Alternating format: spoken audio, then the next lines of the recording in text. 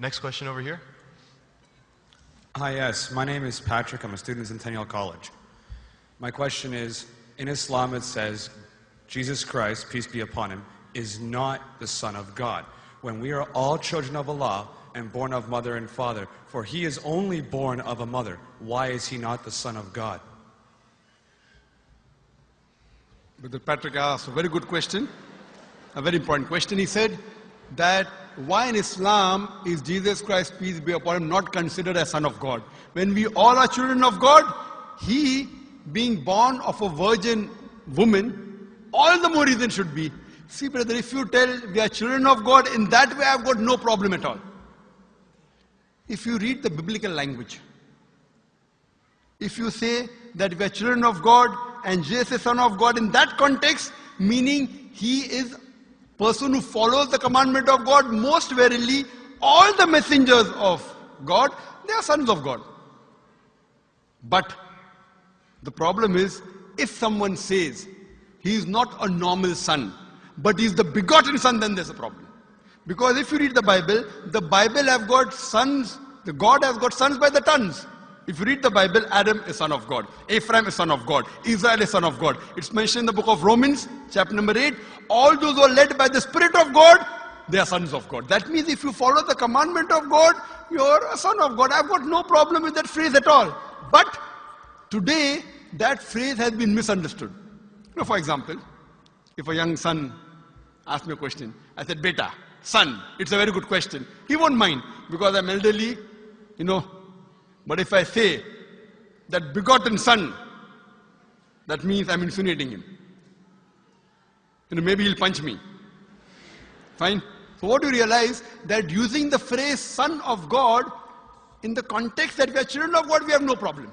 So in that context, all the human beings who follow the commandments of God can be called children of God. No problem. But what the Christian says, that no, Jesus Christ, peace, but it's not a normal son. And he quotes Gospel of John, chapter number 3, verse number 16. For God so loved the world that he gave his only begotten son. Whosoever believeth in him shall not die but have everlasting life. Correct, brother? So do you believe Jesus is the begotten son of God? I do. You believe, fine. Now this verse which I quoted, Gospel of John, chapter number 3, verse number 16, it's from King James Version. For God so loved the world that he gave his only begotten son. Whosoever believeth in him shall not die but have everlasting life. Now when you read the Revised Standard Version of the Bible, revised by Thaidu scholars, Christian scholars of the highest eminence, backed by 50 different cooperating Christian denominations, they say that this word begotten is interpolation, it's a fabrication, it's a concoction, it's an adulteration. Who's saying? Not Muslims, not Hindus. Thaidu Christian scholars of the highest eminence in the Revised Standard Version of the Bible, they say begotten is interpolation. It's a fabrication, it's a concoction, and they're thrown out of the Bible.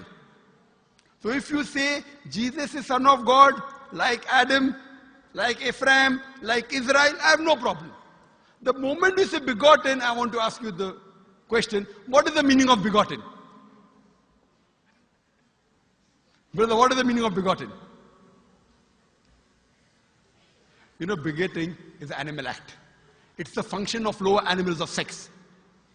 And when you say that he was born to Mother Mary, virgin, what are you insinuating?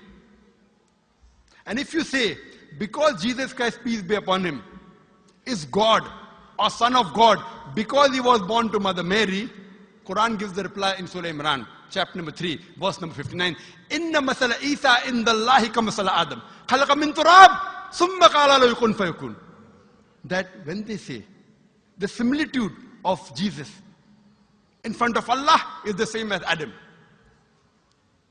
They were born from dust and said, be and it was. If you say that Jesus Christ is God because he had no father and only mother, then Adam, peace be upon him, is a greater God. He had no mother and no father according to the Bible. MashaAllah, you're clapping. I like it.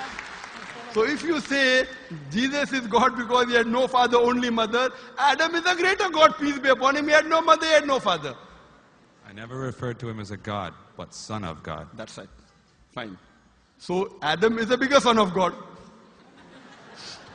Right or wrong? By your definition, Adam would be a god, for he has no mother nor no father. Not my definition, not my definition. By the definition of the Christian missionaries. By my definition, he is a messenger of God. Because God cannot beget. I told you in my talk. Lam yalid wa lam yulad. He begets not, nor is he begotten. The moment God begets, he is not God. Son of God meaning pious person, I agree. That's the reason Allah subhanahu wa ta'ala in the Quran, in 99 attributes, he has missed out Ab, father. Why? It's a good attribute, but Allah did not mention Ab meaning father because people started having wrong meaning of the word father. So he used a more difficult word Rab, but did not use Ab. Logically it's fine, but Almighty Allah subhanahu wa ta'ala purposely did not use the attribute Ab in the Quran because people will misunderstand. That's the reason English-wise, saying Jesus is the Son of God, meaning messenger of God, I'm with you. But the moment you say begotten Son, I have objection. So you say Jesus is a messenger of God, I say peace be upon him after his name. So I respect Jesus Christ, peace be upon him, more than you, Brother Patrick. Because when I take his name, I have to say peace be upon him. If I do not say that, I'm wrong. So I love Jesus Christ, peace be upon him, more than you. I follow his teaching more than you. And if you want, I can prove it to you. That's a different argument, not for tonight. Sorry? That's a different argument and not for tonight. Okay, fine. I'll give you a few things. Jesus Christ, peace be upon him. Fine? If you read the Bible, he was circumcised on the 8th day. Fine? Majority of all the Muslims are circumcised, the Christians aren't. So if you say Christian means a person who follows the teachings of Jesus Christ, peace be upon him, then it's mentioned in the book of Leviticus, chapter number 11, verse number 7 to 8. It's mentioned in the book of Deuteronomy, chapter number 14, verse number 8, you should not have pork. It's mentioned in the book of Isaiah, chapter 65, verse number 2 to 5, should not have pork. Muslims don't have pork, most of the Christians have pork. If you read the book of Ephesians, chapter number 5, verse number 18, in the book of Proverbs, chapter number 20, verse number 1, it says you should not have alcohol. Muslims as a whole don't have alcohol, most of the Christians have alcohol. If you say Christian means a person who follows the teachings of Jesus Christ, peace be upon him, we Muslims are more Christian than the Christians themselves. We love him. We respect him. If you say, I love Jesus Christ, peace be upon him, but don't follow his teachings, your love is false. We, therefore, mashallah, I love Jesus Christ, peace be upon him, more than most of the Christians. Because I follow his teachings, I respect him, I revere him. And Jesus Christ also said, in the Gospel of John, chapter number 16, verse number 11 to 14, I have many things to say unto you, but ye cannot bear them now. For he, when the Spirit of truth shall come, he shall guide you unto all truth. He was talking about Prophet Muhammad to come.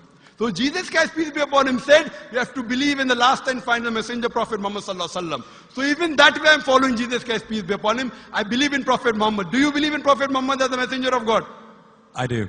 MashaAllah. Now you're more closer to... Allahu Akbar. Allahu Akbar. Now he wants to say the Shahada, and then we will move on and say after Ashhadu an la ilaha illallah, la ilaha illallah, illallah illallah, wa ashhad an Muhammad Rasulullah. Rasul, Allah. I'm more excited than him. Allahu Akbar. Allahu Akbar. Allahu Akbar. Allahu Akbar. Allahu Akbar.